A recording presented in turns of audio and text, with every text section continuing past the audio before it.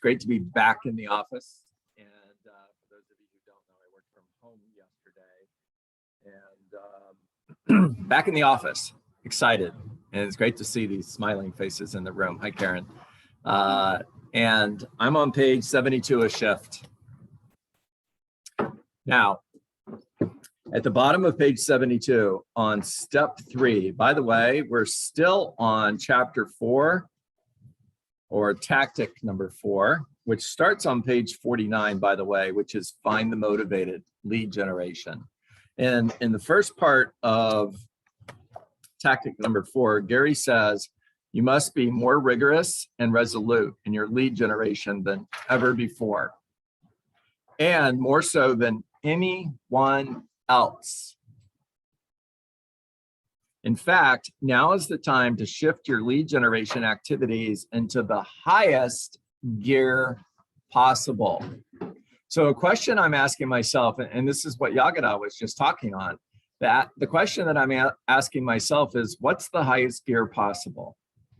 What can I do that I'm not doing that will move me closer to my goals?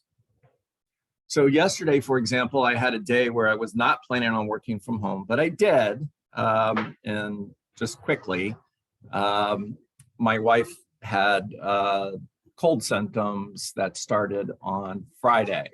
Now, COVID test, Friday, Saturday, Sunday, and Monday for both of us all came back negative. But at the same time, I wanted to work one more day from home just to be extra careful. And I was kind of bummed, not kind of bummed, I was really bummed because I love being here. And I thought, what can I do? I'm home. And what can I do that's going to get me that's going to move me closer to my goal? Rather than focusing on the appointments that I had to reschedule, what can I do in order to move me closer to my goal? And I asked myself, what does it look like to shift my lead generation activities into the highest gear possible? So I got on the phone and started making calls and booked 4 appointments. Now, what would your day look like if you booked 4 appointments every day? I'm not saying that to you to impress you. Please don't take that as bragging, because that's not my point. I'm very humble. Doesn't mean I don't have an ego, because I do. And at the same time, I can either focus on the problem or I can focus on the solution. And for me, I'm going to focus on the solution. I'm going to get on the phone. I'm going to start talking to people, and I'm going to book appointments. And I booked 4 appointments. Now, what would your day look like? What would your business look like? What would the year look like? What would your career look like if you booked 4 appointments every day? If I can, you can. If I can, you can. If Diane can, you can. If Lance can, you can. And Lance, it's great to have you on here. It's been a while since I've seen you on these calls. And Lance is a mega agent, guys. This guy is an absolute rock star. And he's still here.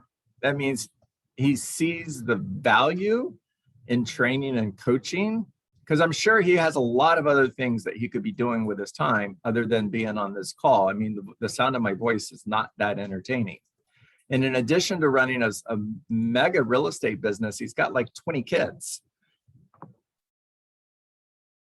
I'm exaggerating, but he does have a lot of kids. So he has family to take care of. I have 1/4 of that, and I appreciate you. Thank you, John. I'm here because this is where I make my money, by learning how to get better every day. I have 25% of 20 kids. In other words, I have 5 kids. That's a lot. Oh my gosh. One had 4. What? Yeah, Aaron, shut up. Exactly. You can stop. All right, bottom of page 7. Aaron's got no kids, but because he's one of 12, he thinks he knows what it's like. One of 11. Whatever. 11, 12, what's the difference? Might as well have another one. All right. Talk to your mom about that. Page 72. You know, Tony Dungy and Lauren Dungy are friends, and these people are amazing, right? And they do have like 20 kids because they adopt like 2 or 3 kids a year. Yeah, incredible people, really. All right, bottom of page 72. An inconsistent approach can get you leads. You can work consistently. You lead generate one day, don't lead generate the other day. Hit your standards 2 or 3 days in a row. Don't hit them for 2 or 3 days. And you're still going to get leads. You're still going to succeed, but keep listening. Gary goes on to say, but it won't give you anywhere near the number of leads you'll need when the market shifts. Now, I want you to think of a shifting market in more than one way. A shifting market doesn't just mean that there's more inventory than there are buyers. That's a shifting market. When you move from a seller's market to a buyer's market, that's a shift. When prices start to go down because there's more inventory than there are buyers and sellers have to drop their price in order to sell their home, that's a shift. But also, if you're a real estate agent in South Florida and the market shifts from 4,000 homes sold in June to 3,000 homes sold in July, that's a shift. In other words, you have a real estate shift for real estate agents. There's less business for the same number of agents. Matter of fact, let me share something that was shared on Keller Williams Realty International Growth Call yesterday. That is, if I could find my notes.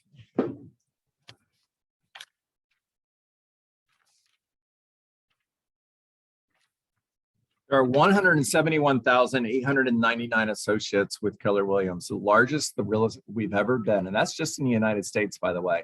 That's the largest this company has ever been in history. We have 185,350 agents in 50 countries. Currently, well, let me go back. NAR has grown by National Association of Realtors, has grown by 300,000 agents in the last 4 years. And there are currently 500,000 people in the United States in real estate school. Wow. Currently, right now. And that means you've got more competition for the same amount of business or possibly less business. That's a shift. Now, as real estate agents, this is when you have to start thinking, what am I going to do in order to get my unfair share? Because there's less business available for the same number of agents or more agents. Now, don't let that scare you, because this is where you stand out. This is where skill matters. Diane crushed that listing appointment, and she got the listing because she's mastering her craft in order to show up as a local economist of choice. One of the things that the seller said to Diane was they were blown away by the amount of information that she shared. Well, duh. She's in training every day where she's learning the value of showing up as a local market expert. By the way, 3 things that every seller is looking for. Can I trust you? Do you care about me? Do you know what you're doing? Diane, the reason they loved you is because you showed up and you conveyed that they can trust you, you care about them, and you know what you're doing. Yes or yes? Yeah. Yes. All right. You're going to need a lot of leads, and that means you're going to have to do a lot of lead generation. You didn't say a little, you didn't say every so often, he said a lot. You must do it every day. So I'm a plug and play guy. You guys know that. If somebody tells me lead generate every day, then I get it. That means every single day. I'm in lead generation. Not most days, not some days, every day. You must do it several hours every day. You must do it every workday for the rest of your career. In other words, there's never going to come a point where you stop lead generating. I don't care how much business you get. I don't care how many clients or how many people you have in your database. You are never going to stop. You are in the business of lead generation. All of us are. I am. And I've been doing this for 20 years. And my number 1 job every day is lead generation. To do this, you must subscribe to one simple belief.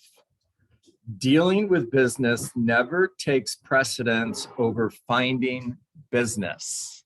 Please write that down.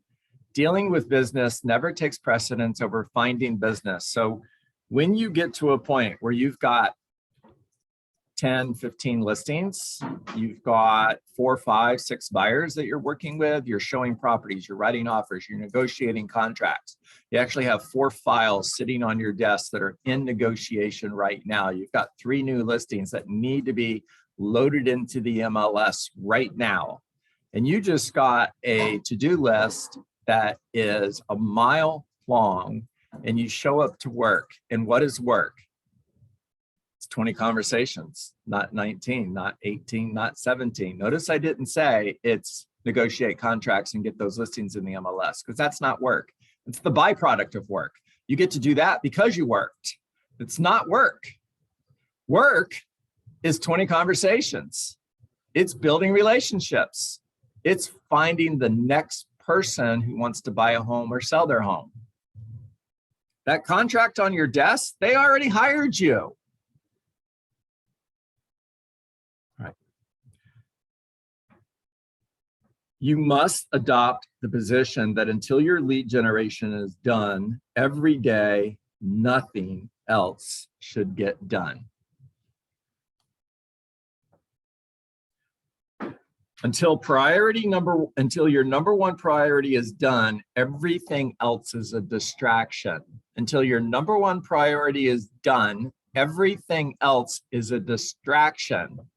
So when you're sitting at your desk and you're in lead generation, Lucas, and somebody walks into your office and they want to talk to you, just look at them and say, you're a distraction.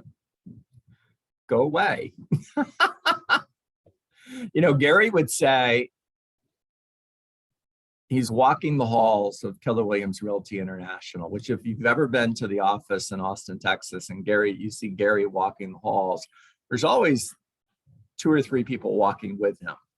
Now, it's not because he's a celebrity and because he needs like bodyguards or something silly like that. They're there to protect his time. They're there to keep people from walking up to him and asking if he has a minute.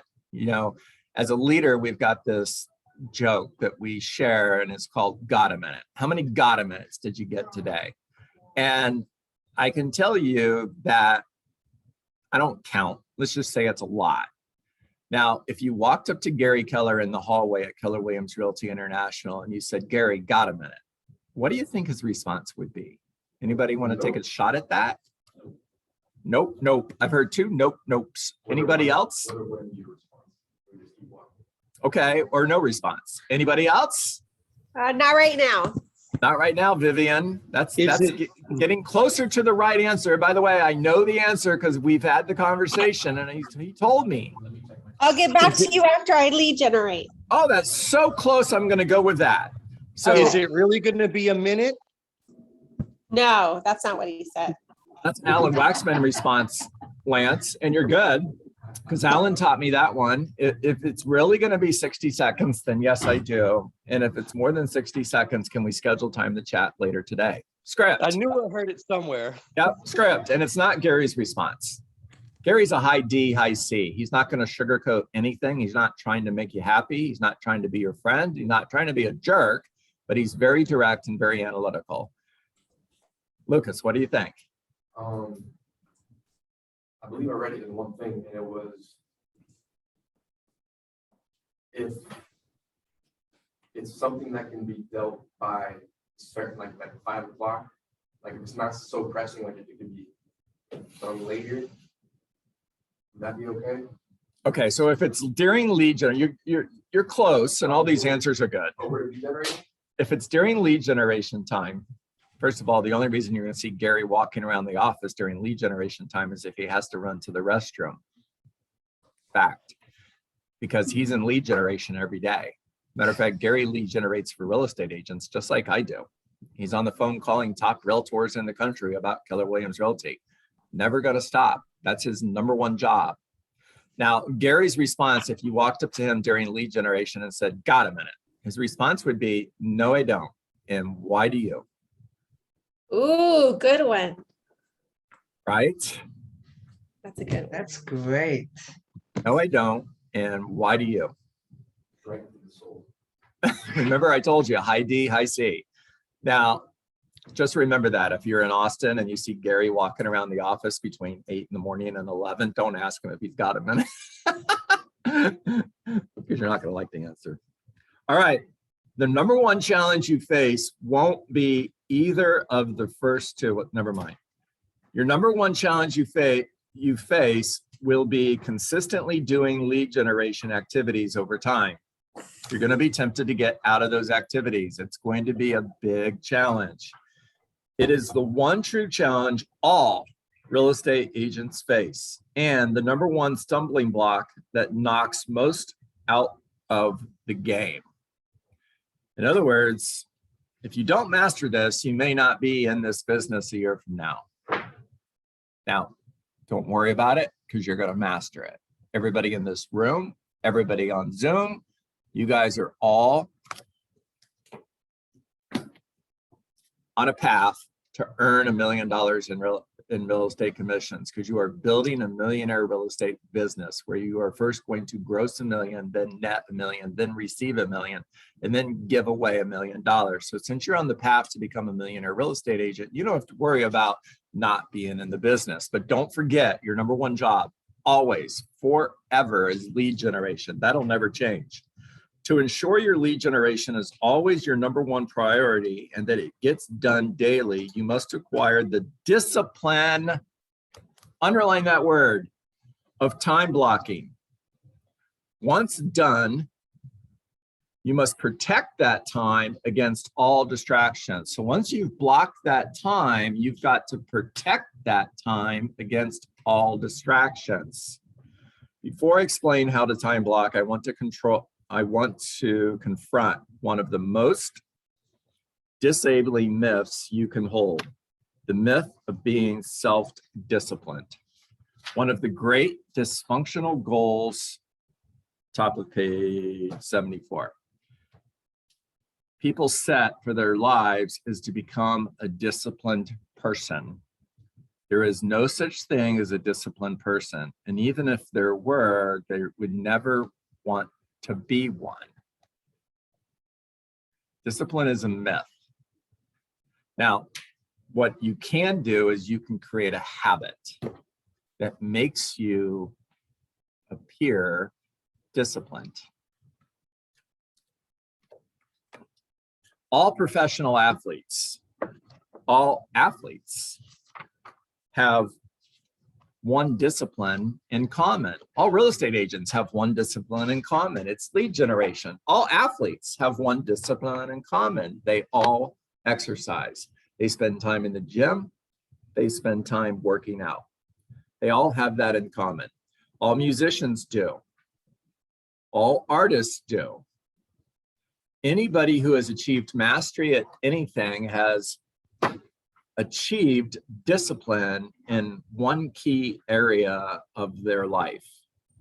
Now, what they've done is they've created a habit around that discipline that makes them appear disciplined. One of the words that people would use to describe me is focused. And it's 100% not true. I'm not focused. Matter of fact, I am the poster child for ADD. If you look it up in the dictionary, my picture is probably next to the word. I'm not focused. It just looks like I am. Okay, talk to me.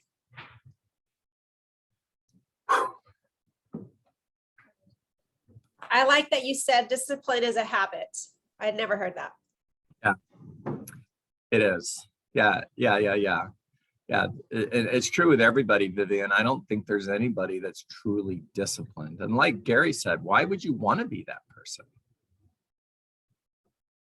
Lucas. I think one of the main things I've gotten through reading Gary's books is that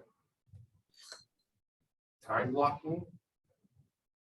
So both there, it's life by design, right? So time blocking is pretty much you setting up the appointments for what you have today, the week, the month, the year, and the following.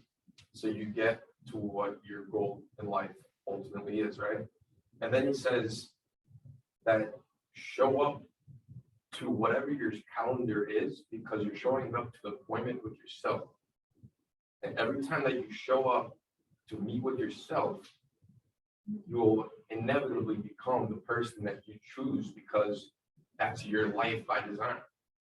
And every time you don't show up with yourself, to yourself, you're pretty much just cheating yourself out of the life you want.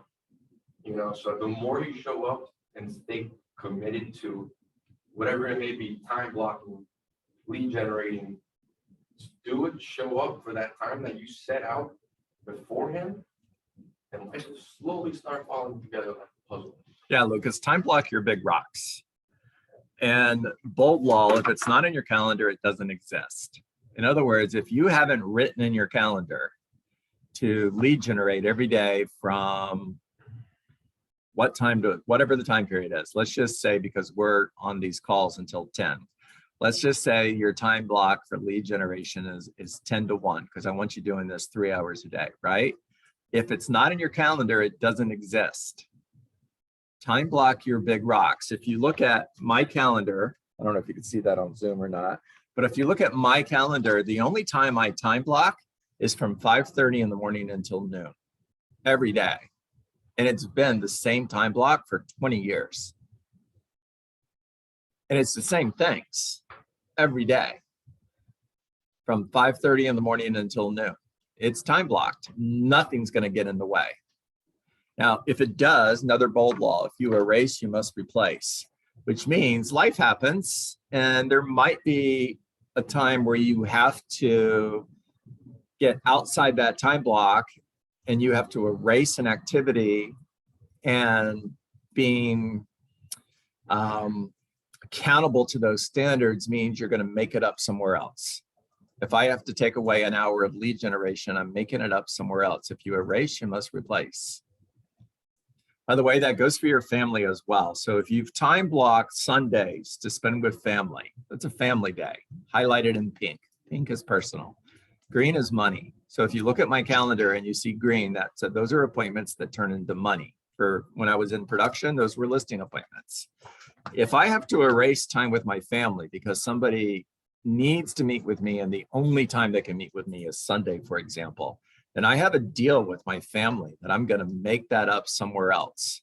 I'm going to take time off during the week to spend with them. The first thing I would do every day when Colin and Lacey were little, every week I would show them the time that I had blocked in my calendar for them. And I would show them and I would say, this is the time that I've scheduled for you. And it was every Friday from 1 p.m. until the end of the day.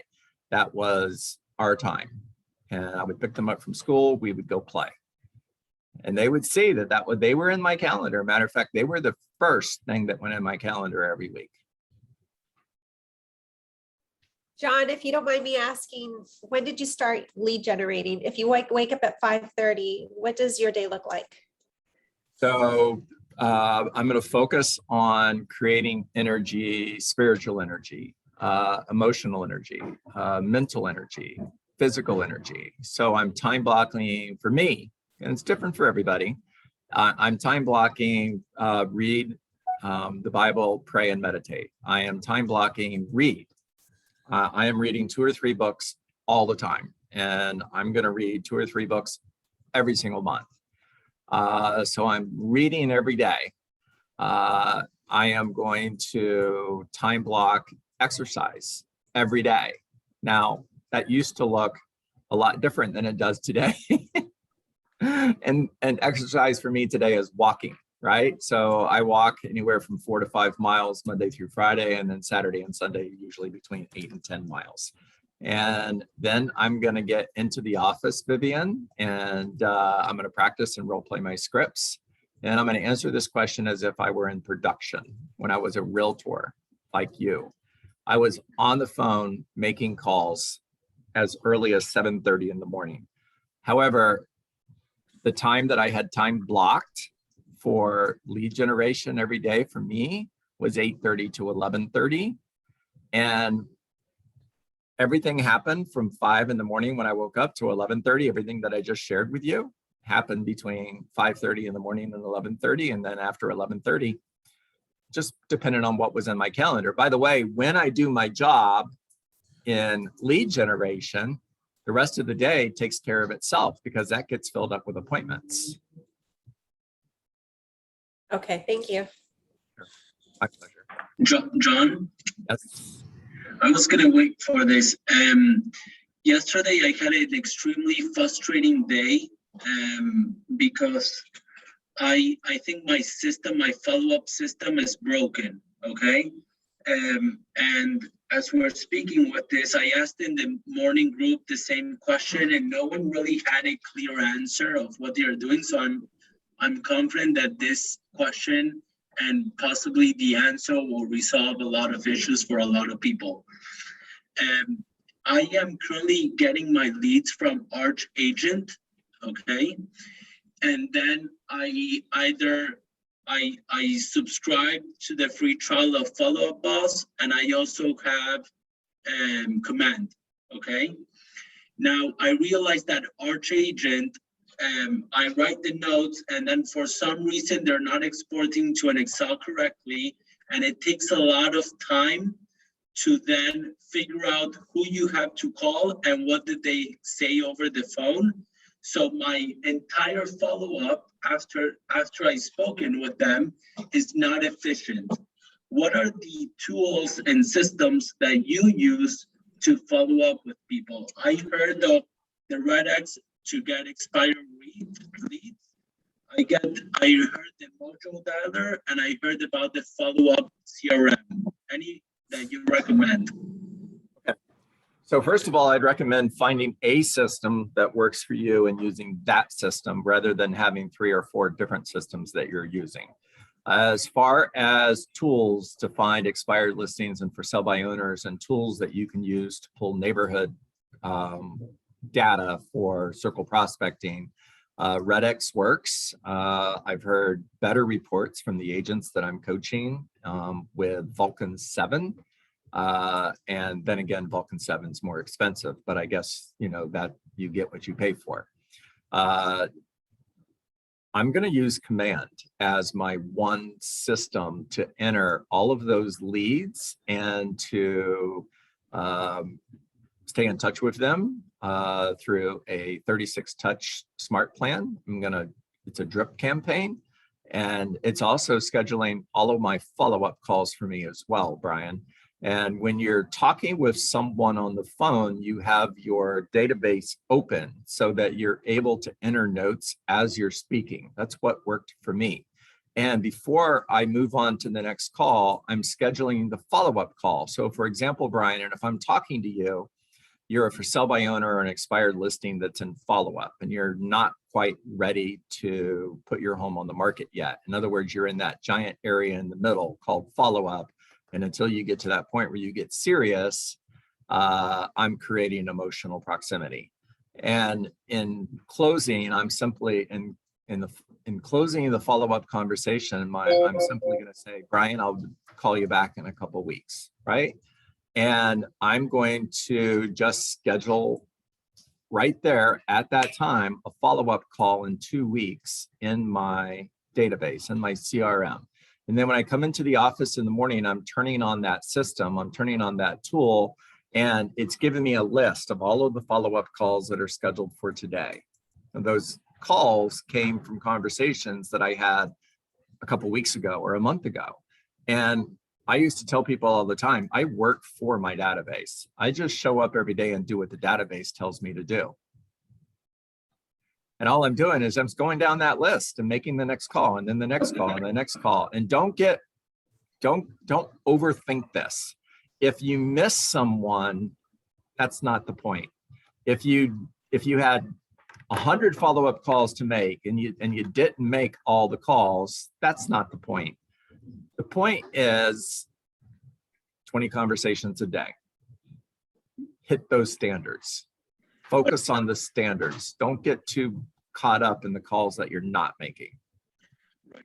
But John, this is my challenge. And yesterday I was in the office until 8:30 trying to figure out until Sarah basically kicked me out of the office. I'm speaking with the 20 people, right? So yesterday I spoke with 20 people. Then what you're suggesting is when I speak with a person, right then and there, put them in command rather than call the next person quickly and write out notes and then next person and then put the people in command. You're suggesting, from if I hear you correctly, to put people in command as you go? No, until I get them in command, everything goes here.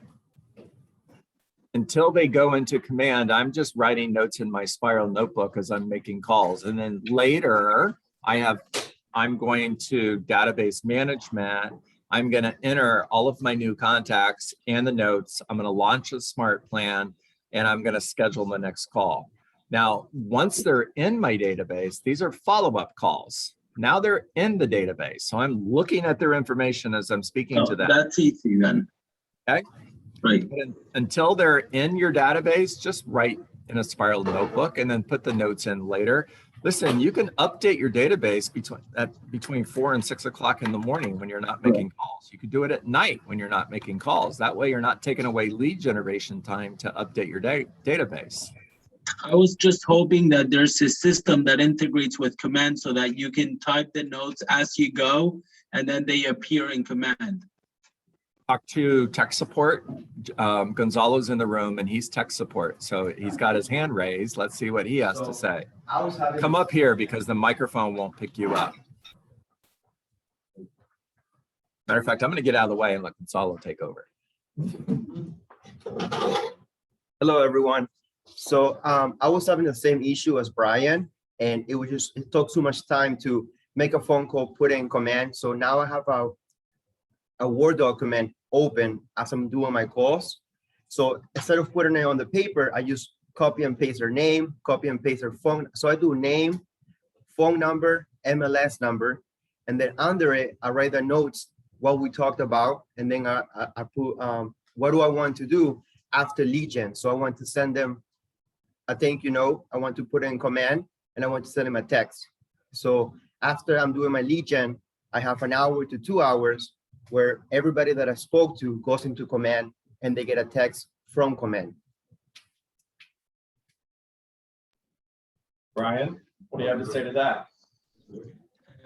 It's the same. I appreciate it. I was just hoping that there's an integration between that you can type into whatever system you're using, which is if it's Vulcan, if it's Mojo, if it's ArchDialer, something that you can type the notes there and it goes directly into, because you're still taking that 30 minutes, an hour, whatever it takes to put the people into, if you're speaking with 20 people, think about it, 2 minutes per person, that's 40 minutes of every single day. That's an $8-hour job.